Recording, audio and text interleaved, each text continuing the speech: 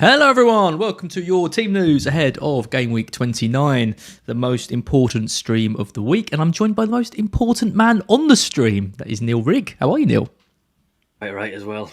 Yeah, I'm not too bad, as thank you very much. Yeah, if I didn't have team news know-how, then I'd be no use at all because my FPL team is absolutely tanking at the moment. I mean, it's going terribly. I've seen all these scores this week about like three figures and differences of 70. You said you made a 72 point 72 points advantage on your normal team with your free hit, Yeah. and I scored I think 57 in total. So Oh no. my rank has doubled. I think it was about 50k, and I'm into six figures now. So it was a punishing week. And I mean, I have got my chips in hand. I've got wild cards, and I've got I've got bench boosts and things that are still to come. But it's going to be a long way back after that. Yeah, I was doing the Q&A with Sam, and she fell from about 110 to 185, something like that. Sam had the same week as me. Yeah, it was just as bad. So brutal Awful. week. Yeah, although I had a good week, so. Yeah, you did. What did you call me last week? A young buck, I think you called me. I did. Ages caught up with me, clearly. Well, we got another round straight in. At least the thing is, at least it's not like an international break or something, right? At least you can't wallow in it for 2 weeks. Yeah, that's true. Yeah. We go straight into Game Week 29. It's another double game week. Lots of things to talk about. Let's get straight into the first game, which is Brighton versus Liverpool. Lots of investment in Liverpool. How are they shaping up? Well, we know on the injury front they're pretty clear. Firmino's back now. I think he's been back in training for about a week, and he just wasn't risked in the last league game and then the Champions League as well. But he's fine. Now there was a hint of some COVID problems with Liverpool. Klopp went on to say that COVID's still around. It was a bit of an ambiguous quote, and I'll find the exact line because the way he phrased it, he implied that Liverpool have some problems, without explicitly mentioning that they had. So let me find the quote. It was this morning. It was the first one off the rank, 11 a.m. He said, "We've got, on top of the injuries in situation, COVID is not over. These kind of things we have as well, or had. We will see how that's going on. Players staff who had it now have absolutely no symptoms, but they still cannot be involved. So we will see." And now he's got training later today, so we might see some photos from the Liverpool training ground. We do know that there was 3 players absent from training yesterday, and they were Van Dijk, Konate, and Thiago. Now Konate missed out on Tuesday, I think, in the Champions League as well, so he could be one of the absentees. I think it had been reported as a knock initially, but maybe that is COVID. So that'll be interesting. We'll keep our eyes peeled, see if we can get any training ground photos, because obviously Van Dijk is as nailed as they come starts wise when he's fit, but people might be going for him for the double because he's a safer route into starts than some of the fullbacks, for example, who carry a slight rotation risk. I don't think it's as big this time as it was in the last double. But yeah, Van Dijk was one of the ones absent. So if you tally that with what Klopp's saying about COVID, then we are putting 2 and 2 together a bit. There could be a completely innocent explanation for it. But yeah, we'll try and keep our eyes peeled for training ground images this afternoon, because if you see Van Dijk absent again, then like a day before the game, then it's not looking good. But yeah, injury-wise anyway, they're all fully fit. Interesting. Okay. Well, as important as Van Dijk is to Liverpool, a certain centre-back is as important to us, Brighton, and he's out as well, isn't he? Yeah, he's still out. Sorry, not as well. I shouldn't say as well, because we don't know Van Dijk's out. But this one is definitely out for Brighton. He is. This is Adam Webster, who, and I don't think there's any coincidence that Brighton have slumped a bit since he's been out, and of course Dan Burns left as well. So yeah, he's the only absentee, I think, for Brighton. Potter was saying that they're going to assess Mwepu in terms of minutes because he's been out for so long. But other than Webster, they're all good. Good. Okay. Webster is a massive miss for us, though. Okay, on to the next game, which is Brentford versus Burnley. I don't know if there's huge investment in this. I guess people are looking at Brentford players, right? Because they've got the game in 30. Yeah. Well, I was talking to Ted offline about the watch list on our site. He compiles it with Zophar. We were wondering who to put in as the number 3 forward because Kane and Lacazette have obviously got the first two sewn up, and then Tony's now on number 3 because Wow. Brentford have got a game week 30 match. He's in a bit of form. Yes, it came from the penalty spot against Norwich last week, 2 of the goals anyway. But he has started. I think he's got 5 in his last 3 in the league, and he started firing a few more shots from close range as well from open play. So in a forward pool where there's very little to champion, then Tony's managed to worm his way back to number 3. Good news for Brentford is that they're pretty much injury free. Christopher Asia and Christian Norgard are fine after problems from last week. Eriksen's probably going to start this one again as well, according to Thomas Frank. And the only player that got out is suspended, and that's Josh Da Silva. Okay. And Burnley? A few more problems for Burnley. Nothing new, I don't think, but just a reiteration that a lot of players aren't going to be available. Ben Mee amongst them. They thought initially he'd just taken a knock to his knee in that ill-fated double game of 27, but it's since been discovered that he's got some, I think it was a fibula issue, so he is probably going to be after the international break now. So he's out of this. Goodmanson as well, longer term. Peters, again, other side of that March break. Vidra was on the cusp of return, but has done his elbow, dislocated his elbow, so he's out. Stevens is back in training, but he's a afterthought really. So pretty much as you were in terms of injuries. Just an update on me and that he's not going to be back for this, and it was a big loss. I mean, they've lost 2 in a row, conceded 6 in the process. They haven't really got a left-sided centre half in his mould because I think Tarkowski moved over there and wasn't as good. So probably a good time to play Burnley actually if you're a Brentford striker. It's typical, isn't it? Like the double game it comes, everyone's debating, me or Tarkowski. Nothing in it between them. Yeah. Anyone who bought me in hoping to play him against Brentford, now misses out. But like you say, they're worse off without him. It might be a bit of a blessing in disguise if you are a me owner. United next. United playing Spurs. United getting their main man back. Can you call him their main man? Guess he is. Well, yeah, he's probably in terms of commercial sales, but in terms of on-pitch performances, he hasn't been that for quite some time. He's back, yeah. Rangnick's expecting him and Cavani to be available for this game. They've both been back in training. Still out though is Luke Shaw, who's had COVID and he's still positive, I think, as of yesterday, so he's not going to be featuring against Spurs. McTominay is probably not going to feature either. He has got a calf problem, and Rangnick's clearly got one eye on the Champions League next Tuesday. He's saying that he doesn't want to risk him for that, so it's more than likely he won't feature against Spurs, which just goes to show already, with 10 games left, how focus is switching for some teams other than the Premier League. I mean, it's going to take a lot for United to claw back that points deficit on Arsenal, who've got, I think, 3 games in hand on them, and they're already ahead of them. So he's obviously prioritising that Champions League tie. And this is something we've got to look out for. Yeah, they did, yeah. When Rangnick took over, they had such a good run and just dropped points in so many games. Yeah, I think there was a stat about how many games unbeaten they've gone, but then within that there were draws, which contributed to that against like Newcastle and Burnley as well, and teams like that. So Villa, so they have dropped points whilst remaining unbeaten for quite a long period, and now they really are falling behind. So yeah, Ronaldo and Cavani's back. Shaw's out. McTominay is a big doubt. Varane was also past fit as well. He had COVID last week, but he's been back in training this week.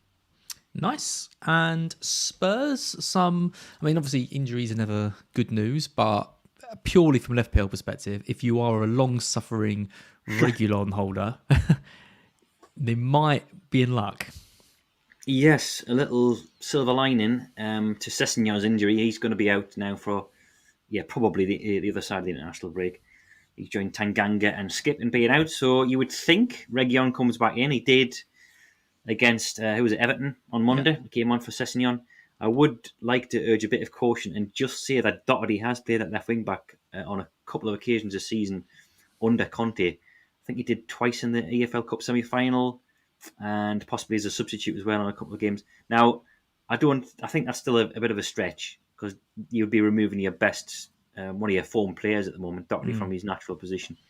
So I still think Reguilon's clear favourite to start, certainly this weekend. But just be warned that it doesn't always follow that when one player's out, another one, his position rival comes in, because there are other alternatives. Davies, I suppose, is one player who could play there as well, Ben Davies.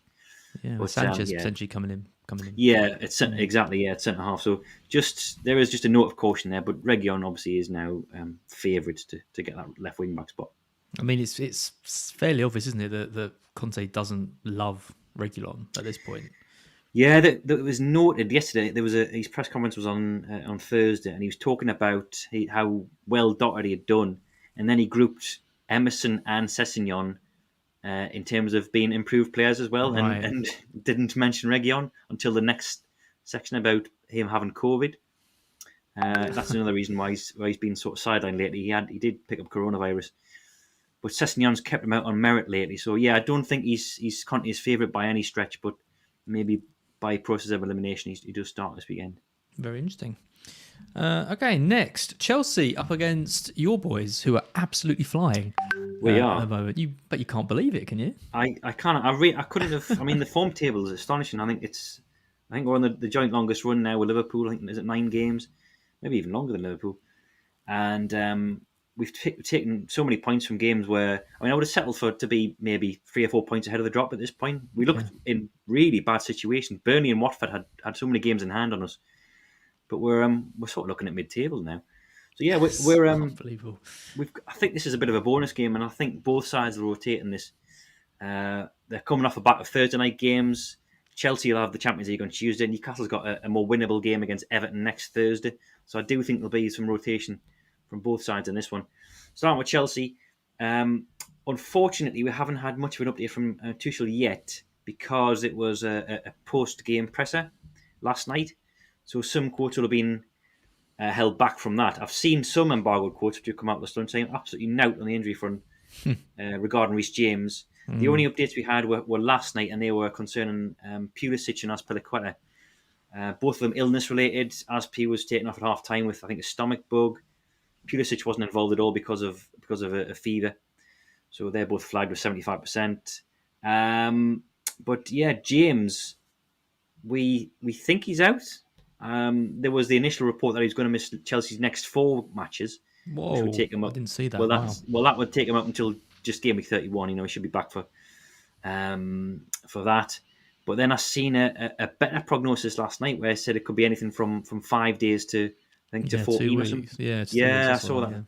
So either way, it still looks very unlikely for Newcastle. And obviously he'll join Chilwell and being out as well. Alonso has been back in training, just wasn't involved yesterday against Norwich. When Rudiger was benched, of course, so you'd think he'd come back in. But yeah, I'm sure there'll be some fatigue-led changes with one eye on that Champions League game. Maybe Havertz gets his rest in this one. That was a real kick, wasn't it, for the people who went Rudiger over James? Yeah, what a rollercoaster ride that was. I must admit, I had Rudiger captain, and I was feeling smug about James's injury, and then got my comeuppance, karmic retribution. Yes, good. Rudiger was named on the bench. Richly deserved. Oh, I mean, for anyone who hasn't seen the members video last night, Mark and Andy did like a reactionary video straight after the games, and also kind of looking ahead to 29. So if you're a member of Scout, go onto the site, check that out. If you just go to the members area and then the members videos, you can watch it. But Mark makes a really good point that he just doesn't think Reece James is going to get like consecutive starts from now until kind of the end of the season, because he's brought him back. He's broken down in his first Premier League game straight away. Yeah. There's not that many games left. He's going to need to be managed, I think, better than he has been, right? Yeah, and what are Chelsea playing for now in the league? They've pretty much got that Champions League spot sewn up. They're not going to win the league. So they're not really playing for much on the domestic front now. They've got the FA Cup they're still in. They've got the Champions League they're still in. So even when James is available, then I'm sure he will start to prioritise cups at home and abroad very shortly. And yeah, he might not be the asset we were hoping for the run-in. But obviously, when he does step on that pitch, he is dynamite. I was looking at the points per minute or points per start that Will's added to the members area, and he's right up there. I think he might even be the leading candidate this season with Mahrez. Both of those two. When he's on the pitch, he is absolutely electric. He's going on First the name wall. on the team sheet next season. Yeah, He's going on the wall. I'm not surprised. And yeah, just quickly on Newcastle. Yes. Any kind of updates? I mean, it's Maximin, isn't it? Really, who's A few updates actually from last night. Quite a few significant things. So Maximum's got an illness. We don't know if he's going to be back for Chelsea. He's cursed, just, that guy. He is. He's just back from injury. I saw Market brought him in on his 26 wild card. Yeah, I know. He's been so unlucky with that. Yeah, expecting back-to-back doubles, but so no guarantees he's back for this one. Joe Linton was out as well, one of our key players. I never thought I'd say that.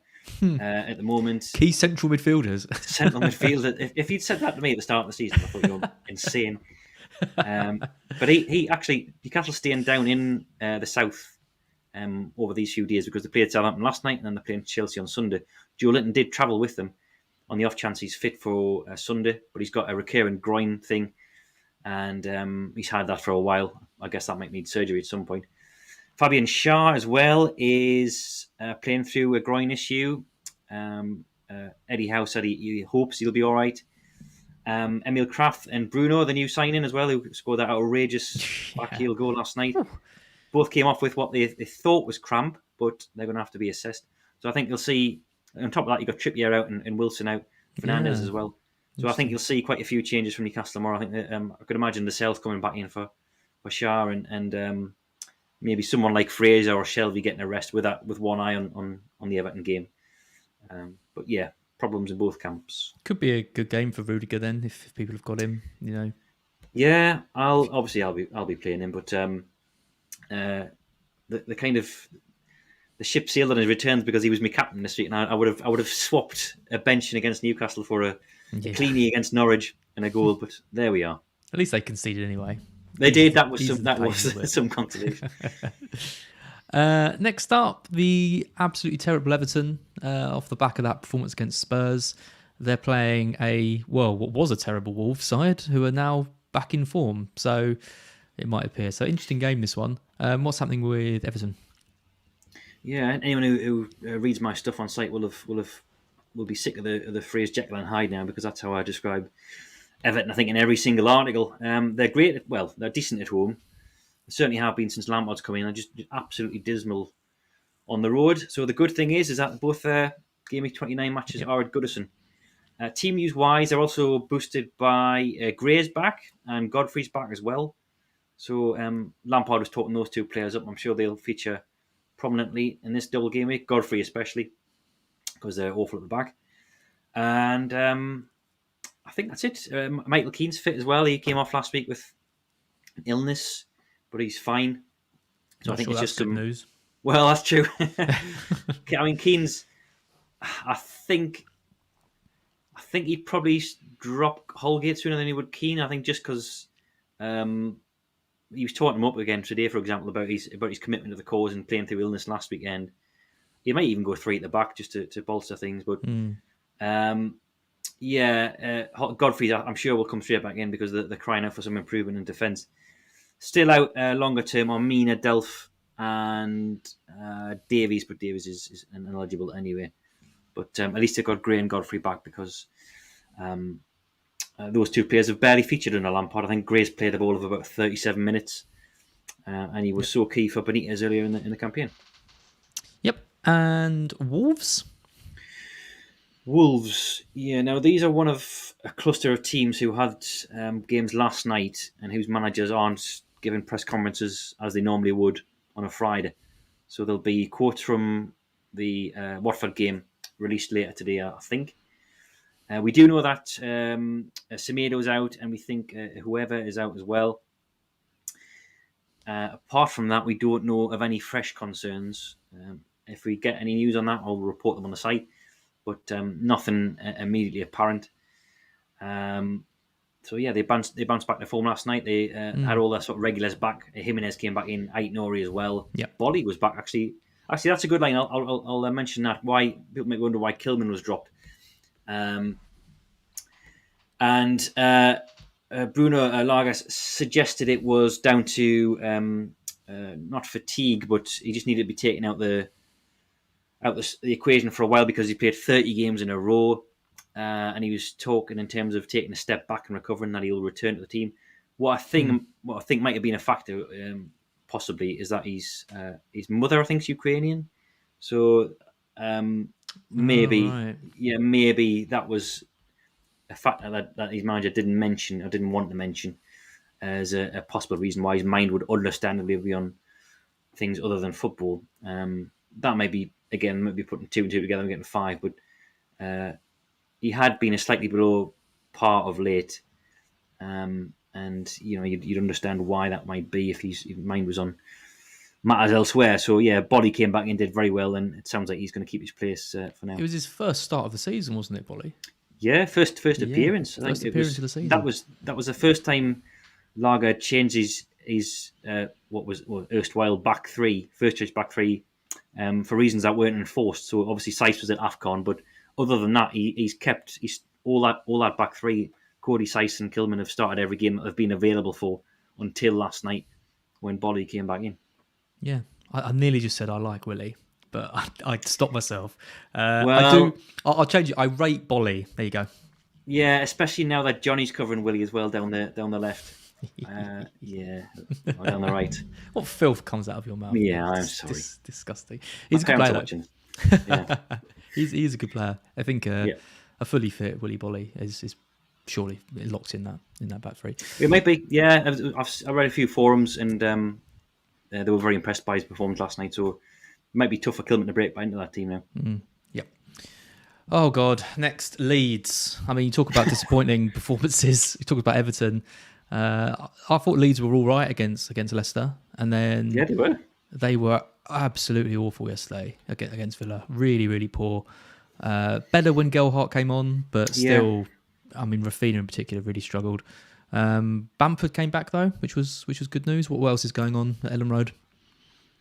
Well, Furbol's out. He's going to be probably like a long-term one. I think now it was his knee. He stretched it off last night. So Jesse Marsh was confirming that Dallas is going to go and play at left back. Elsewhere, I don't think there's much to report injury-wise. Cooper and Phillips, I think, are the other side of the break. Roberts is out for the season. But yeah, Bamford's back. Now, Jesse Marsh was saying that they're going to assess him on Friday and Saturday before making an intelligent and calculated, I'm putting those in inverted commas because those are his words, decision on his involvement. So it's weighing up. It's a 6-point there against Norwich. We're getting into must-win territory, not mathematically, but realistically. But weighing that up versus the risks to Bamford's long-term health, I guess, because he's only just back. He didn't get anything against Leicester. He got, half an hour last night. So is he ready? Is he going to be thrust straight into the team? He'll get got to play surely in this. Well, I think given how dismal Rodrigo was, and James isn't a striker, and did you watch it yesterday? Did you see the highlight reel they showed of Dan James as a striker before the match? Yeah, I did, and highlight was probably the wrong. Yeah, oh God, phrase for it. It's really bad. Yeah, I mean, he's kind of. People were hoping that when he came in, he wouldn't do the Bielsa thing of playing players out of their natural positions, and he's just doing exactly the same thing. Like Dallas at right back last night, and James up top. So it's the question of whether he risks Bamford for this start. I've got a feeling he might because of the importance of the game, and then they've got the break after the Wolves game for the international. So he won't last 90, I don't think, but you'll see pitch time definitely. Not that anyone's going to be bringing him in or any Leeds assets for this. Yeah. I mean, it must be so far. I mean, if they'd had Bamford and Phillips, they'd be fine. Yeah, they'd just be completely fine. Yeah, they've really had a bad run this season with injuries, and Bielsa, that is a big mitigating factor, and he's unlucky really because their squad is so wafer thin. You look at their bench and it's just academy products, and then maybe there's a couple of seniors. It's just no wonder they're struggling. No, absolutely. And how about Norwich? Dean Smith was today. Adam Eder and Omobama Daly are out. Sam Byram's going to be assessed for fatigue, but otherwise they are fine.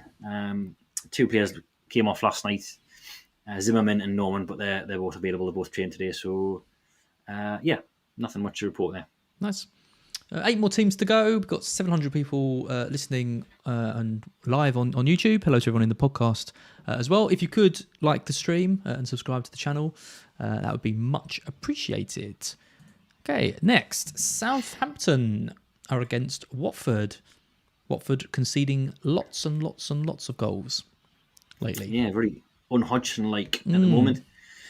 I think he's caught between two approaches, isn't he? He's aware that they need to score, but then that's seemed to come at the cost of defensive stability. And they were conceded another 4 last night. Really, really poor. They've got a couple of fresh things to report on the fitness front. Firmino and King both took themselves off, according to Hodgson. I don't know if that was a little barb. Both of those players, Firmino with an injury, King with, I think, neck pain. He wanted to be assessed by the physio. On top of that, João Pedro missed out with... Now, this was weird. João Pedro missed out with because of COVID, but he was negative. He tested positive the day before, but he was negative on the day of the game. But because of the protocol, which I do not know what it is now. I do not know what the protocol is. I'm completely at a loss. He missed out. Now, obviously, the rest of us civilians are not isolating anymore. Is that right? We don't have to isolate even with a positive COVID test. I don't know what the case is now with footballers.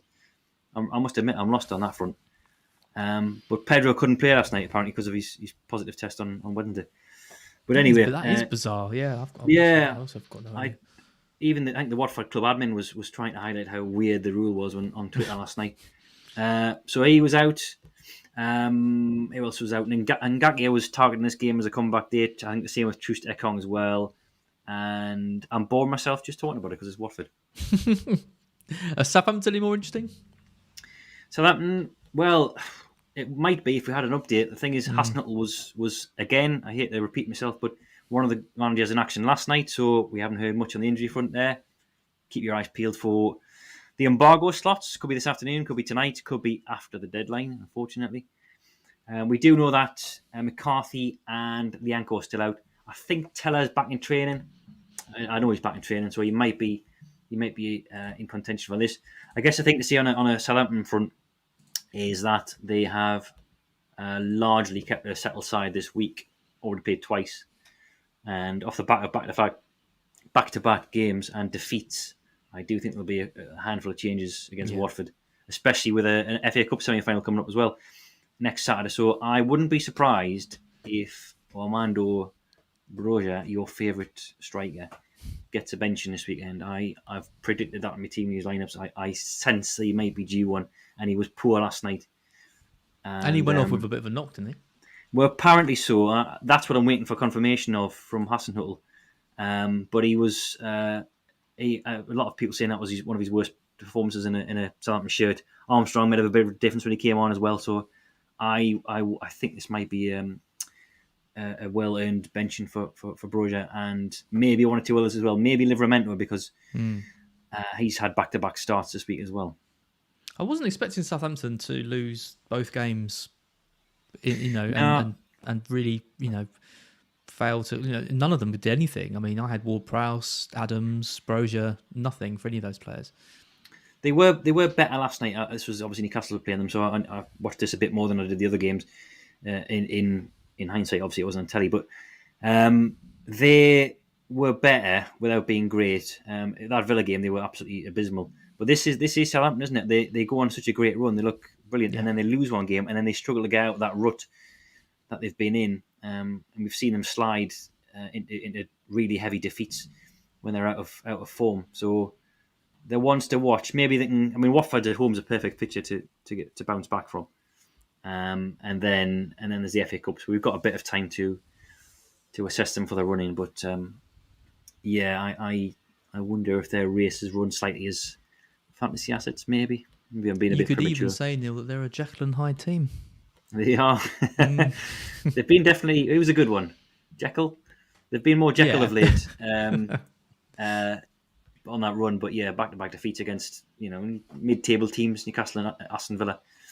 They have got some decent games in the running, and they've got a double against Burnley as well. So I'm sure they'll come back on the radar then.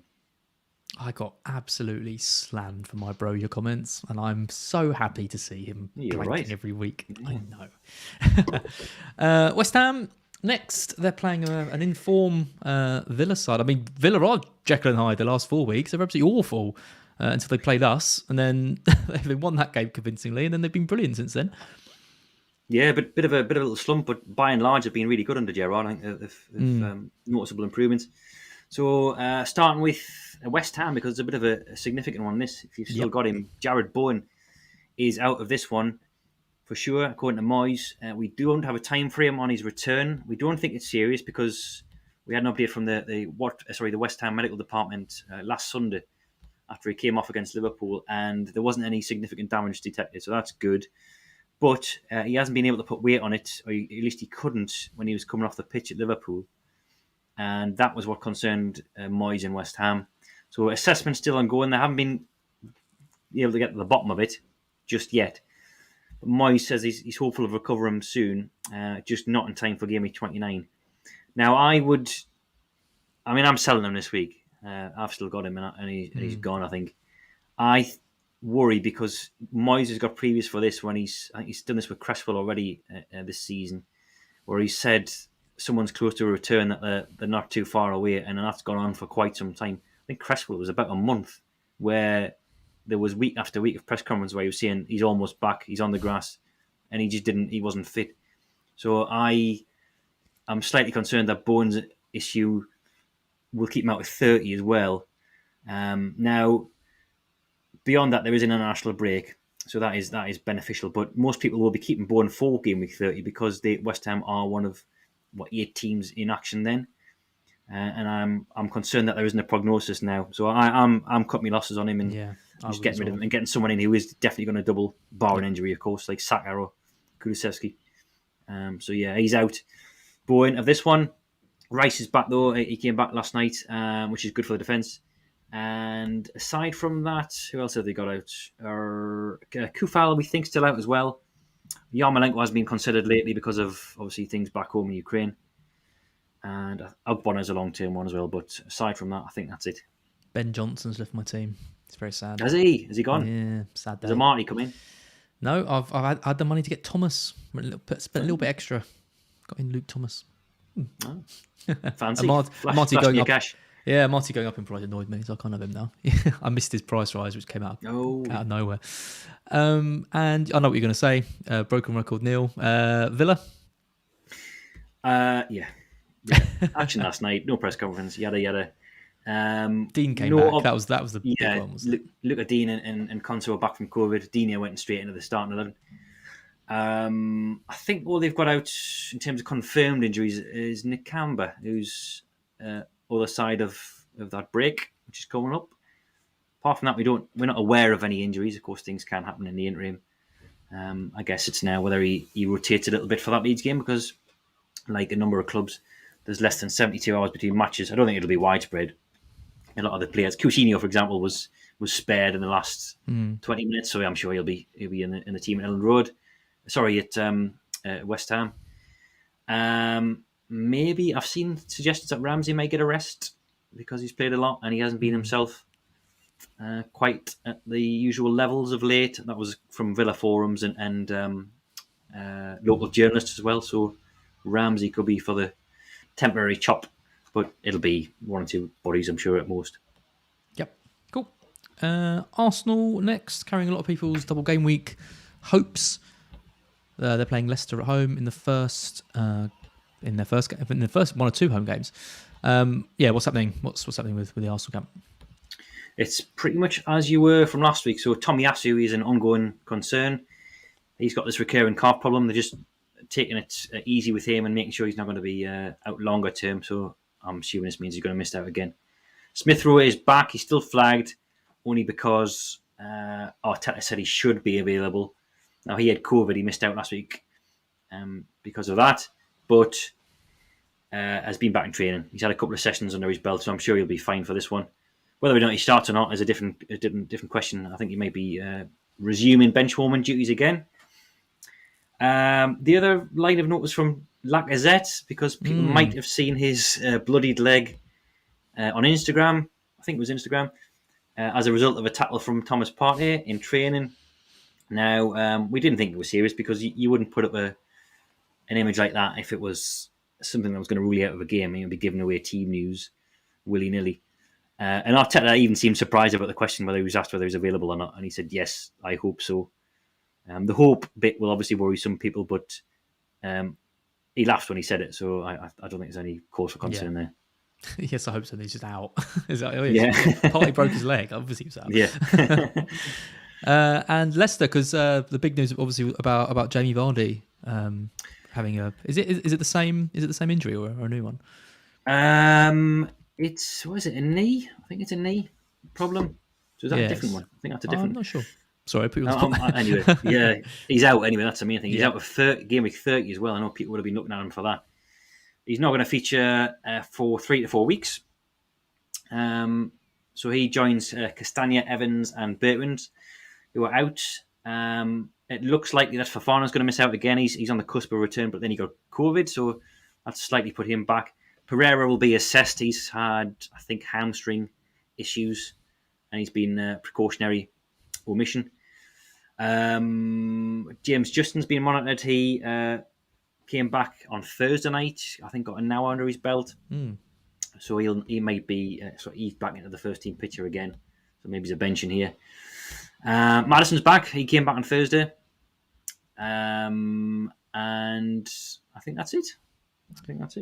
What do you reckon happens with players like Thomas and Amate when these guys are back? I mean, Fofana and Justin are quite big names to I'd worry about both of them, to be honest. I think I guess there's so many unknowns about what's happening in Europe, with Leicester as well, whether that becomes the focus of their first choice 11, for example, close at the end of the season, if they're still in the Conference League. But soon they will have Pereira, Thomas, Justin. I'm not sure when Castagna's back. Don't think for a while, but certainly 3 into 4. Brighton can play there as well. Amate can play at right back as well. He's been good lately as well. He's been playing really well.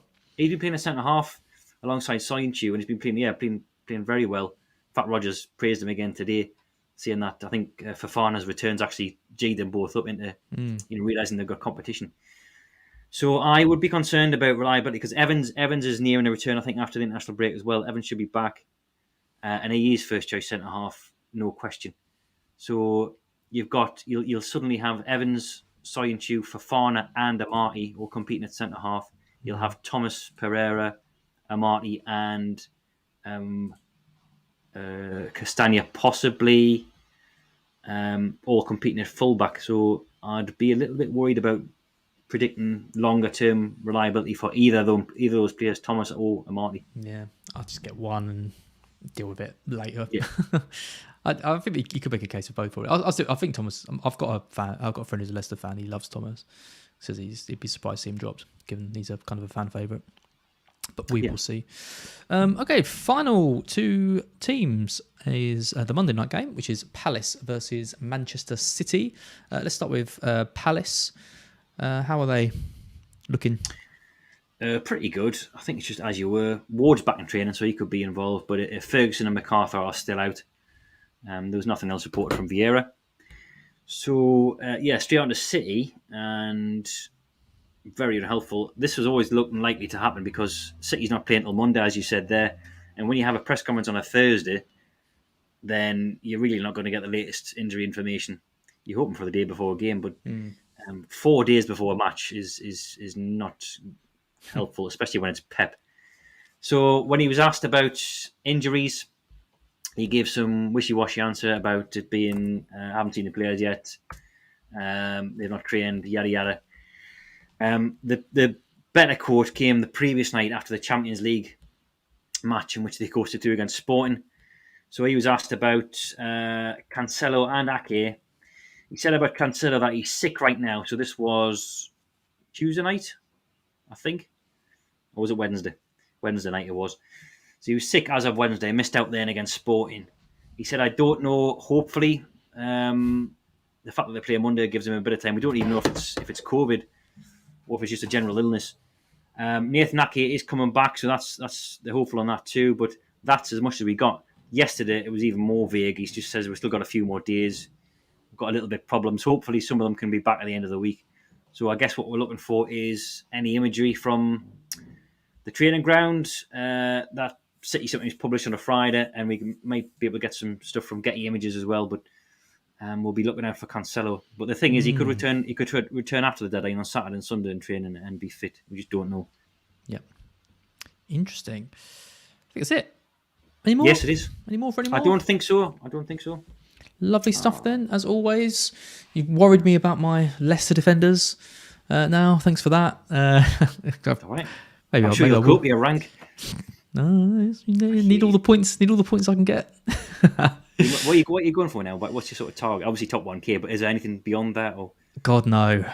just top 1K? I think top 10K is pretty much, I don't want to say locked in, but it would be a hell of a drop now if I finish outside the top K. Yeah.